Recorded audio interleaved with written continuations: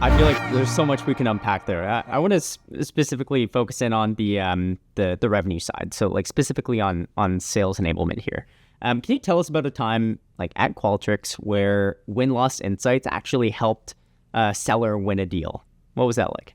Yeah. This is from quite a bit of long ago, but for me, one of the things I was focused on earlier in my career was late stage deals, RFPs, like final presentations, like what at the end of the sales cycle is really impacting our likelihood to win? What are the things that sales could do at that point where the customer had already gotten all the messaging?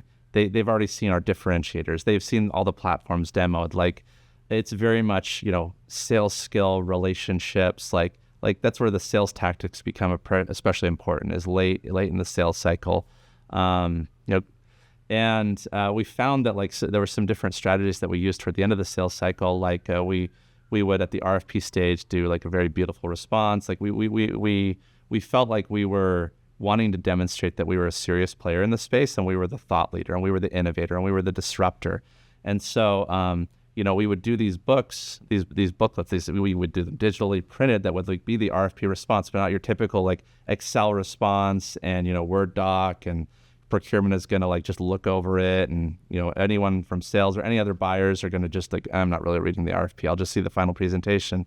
We would make it then these very beautiful booklets and send it to them, take it on site for like the post RFP presentation, and say like, hey, we know that you're trying to do this as a business. Here's what your program's going to look like. Here's how it's going to address the business value and the needs that you're going to have. We would do shorter ones that were just an executive level view, executive summary.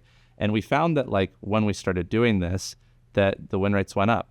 And so it wasn't just like, because it was extra resources, it was extra effort. I was managing the team responsible for a lot of the work. And so if we're going to all this extra effort, is actually making a difference. And we found that it did make a significant difference in a lot of cases where our win rates went up 10 to 20%. And it wasn't just like, the data says we win more. It's selection bias. You're late in the sales process. If you put a lot of effort into the deal, there's more likely to win. So is there a third variable? But the anecdotes that we got back from customers as part of this, looking at the win-loss, is this actually having an impact?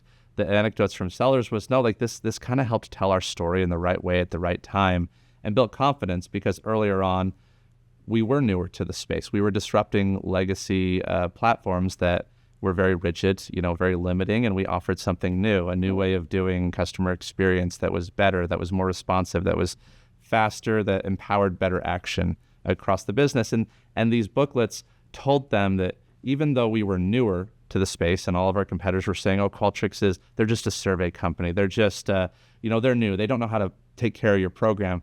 These booklets are saying, yes, no, we understand exactly what you need, and we have a solution. You can be confident that we're not a risk. It's actually more of a risk to keep doing what you're doing than it is to move over on Qualtrics. And it told that story really well. So that became a standard part of how we moved into the CX space more and more for many years. And it was just really successful. And it was the win-loss data helped reinforce that what we were doing, which was extra effort, extra investment, extra headcount, it made a difference in our largest, biggest deals, and we should keep doing it.